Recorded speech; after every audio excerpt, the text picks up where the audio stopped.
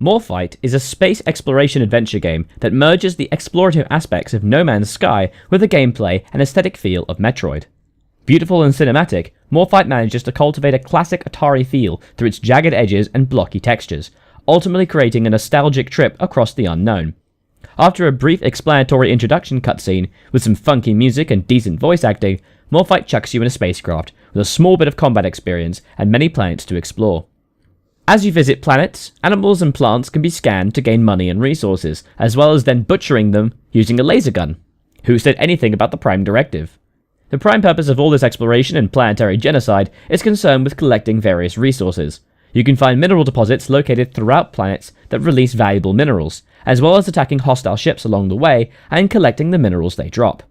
The return rates for different methods of collecting resources seem somewhat askew. Destroying ships brings a huge amount of minerals, whereas genially collecting them from mineral deposits like a civilized person nets next to no resources. It's almost like Morphite is trying to make you into some kind of interplanetary murderer. The plot emerges after a routine mission turns sour, revealing key information about the main character's past that links them to the mysterious eponymous material, Morphite. From there, the whole game is collecting, scanning, and murdering as you seek out your past. This kind of exploration and resource gathering gameplay is intended to play second fiddle to the procedurally generated planets available to be explored. As you venture across the galaxy, planets are generated randomly for you, ensuring that no two players' experiences are alike. The problem in procedural generation, as evidenced by the ire inspired by No Man's Sky a few years ago, is that there are frequently very few differences between different players' experiences. A planet can only be generated using so many parameters, and the low poly stylistic graphical style used means that the only differences are some of the terrain and monster generation.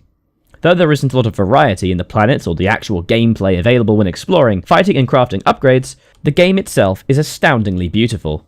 If nothing else, Morphite demonstrates it is possible to create a visually rich universe using classical styles.